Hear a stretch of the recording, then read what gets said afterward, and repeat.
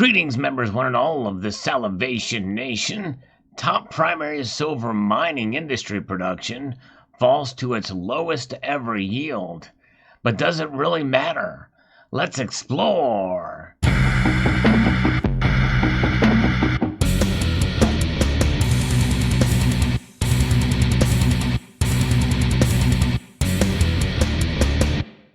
Yes, this comes to us from Seeking Alpha, brought through Money Metals Exchange.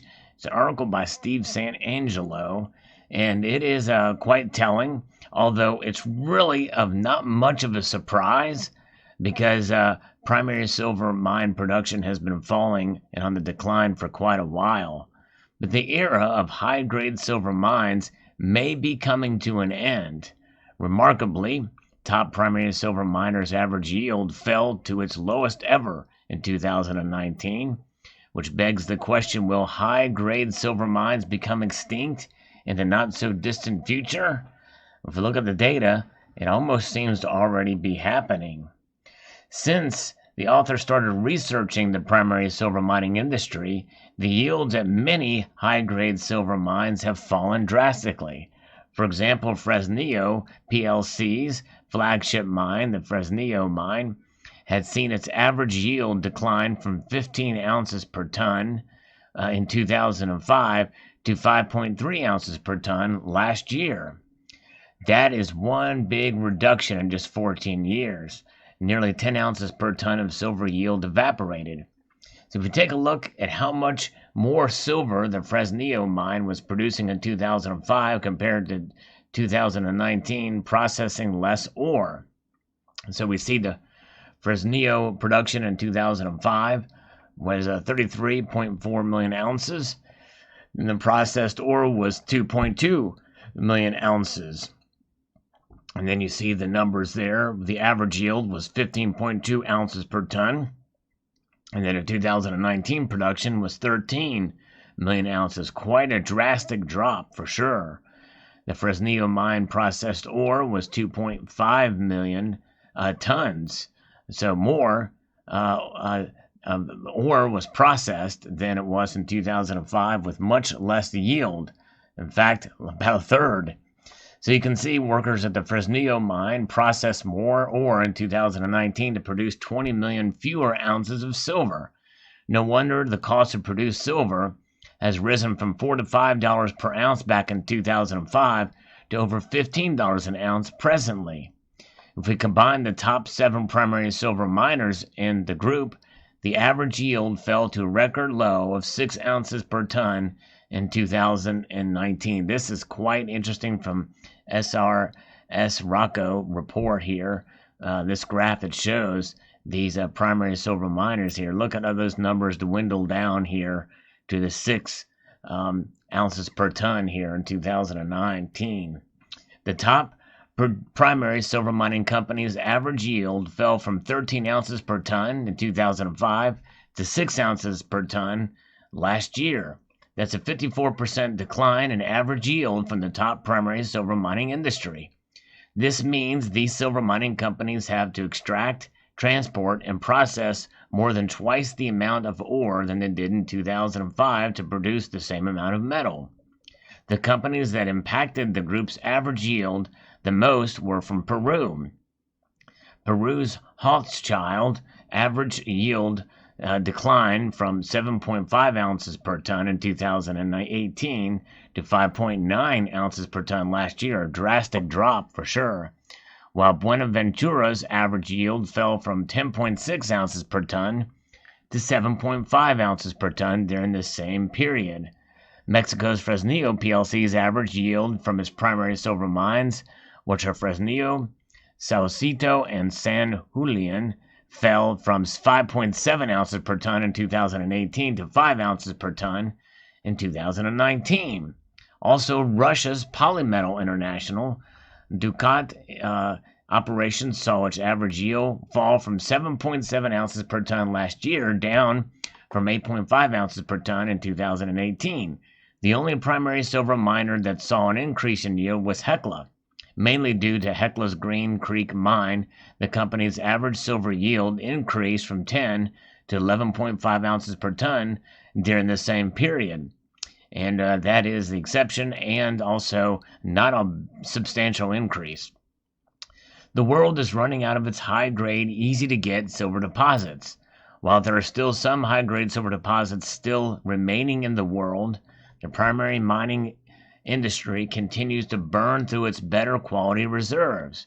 At some point, production from these top 7 silver mines will no longer be available to offset the declines from falling ore grades. Investors have no idea what a deal they are getting in acquiring silver for such a great deal when we compare it to most of the overvalued financial paper assets and real estate. The few silver miners in the world may just surprise the market when investors begin to move into them in a big way. Now, what's left out of this article, I think, is probably the most important aspect of this. And normally I would I tend to agree with some of the analysis that Steve St. Angelo reports. And on the surface, I don't really have any dispute with the facts of the matter, but it's what's not reported that is the most important, why it may not matter. Let's take a look again here at the cost, of mining with these ores, having to process more ore for much less, about a third less silver produced in the primary silver mines. You take a look at it, $4 to $5 back in 2005, but just kind of where silver was priced back then. That's about where silver was per ounce. To $15 an ounce presently, that's kind of where silver's priced right now. It's a little bit more than that now, actually. And in 2005, there was times when it was getting close to $10 an ounce. But that is for primary silver mines. That is where the separation takes place, because the vast majority of silver that is mined is a byproduct of other metals out there, such as lead, zinc, and copper, and nickel. And these base metals are being mined out of the ground, and silver is being separated as a byproduct, which means that it costs a lot less to produce that silver. So that silver is being produced for probably closer to the $4 to $5 per ounce mark than the $15 per ounce mark. There's many, many more of those mines out there than there are primary silver mines. So if you wiped away all primary silver mining, and it very well could disappear soon, what kind of impact would that have on the silver price? A negligible amount is my guess. It may have some impact, but not a whole lot, because the more of those mines are being discovered, and more, it all really is going to depend upon the demand for the base metals as to how much silver is being utilized. And that is really the key. And I think that is part and parcel as to why we see the silver price down so much, because silver is being produced cheaply from the increase. And I'm guessing there is an increase of some of these base metal mining operations that are out there, and pulling silver out of the ground more cheaply, where there may not need to be this discovery of these high-grade ores anymore. So on the surface, this sounds like that we're running out of silver, but in reality, we're not. There's plenty of it out there. There's plenty of it being mined. There's enough to meet the demand, especially in the industrial sector, and enough left over for us to get our share in the form of bullion, rounds, and bars, and coined rounds and bars, and we'll continue to acquire it. Demand is picking up in the sector, which is good news, and but we'll see. But my guess is this is going to have a negligible effect on prices moving forward, save for a total shutdown of these mines. And if they do shut down, my guess is probably the slack will be taken up by the secondary silver mining companies out there. So it'll be very interesting to see how this plays out. Again, I'm not disputing the facts of this article, but I want to put it into perspective, because I think it's information like this as a lesson to those of you who are new to stacking silver. You see articles like this and you immediately think, they're running out of silver and I better get as much as I can now because the price is going to just skyrocket. No, that's far could not be further from the truth.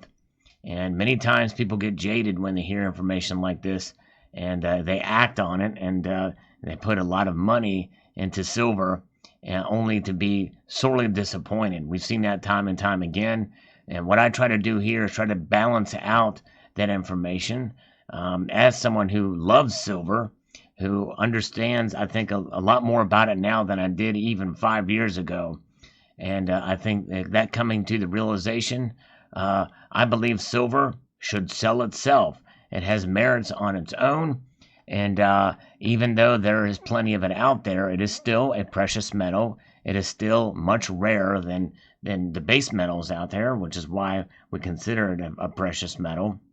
But the cost is low right now, and there's reasons why the cost is low. The price of silver is low, especially the spot price.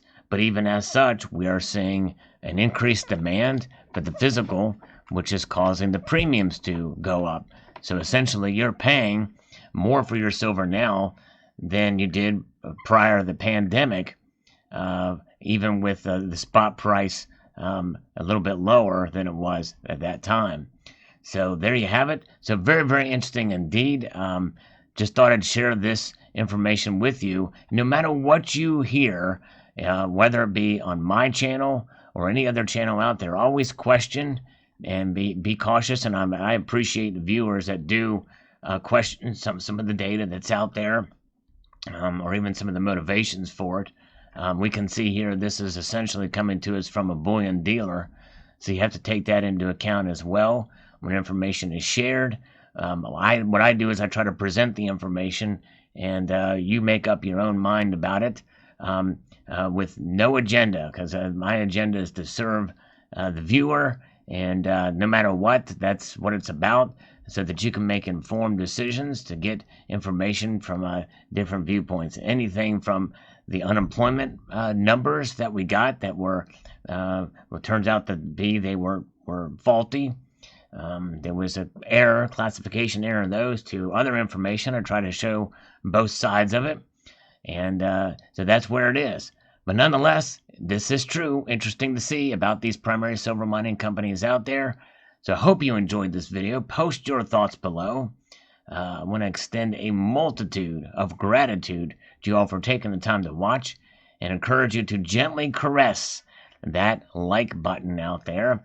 That does help the algorithm to get the information out there, and that's what this is about. See if we can get as many people to see this information as possible, and encourage you to please rate, share, comment, and subscribe.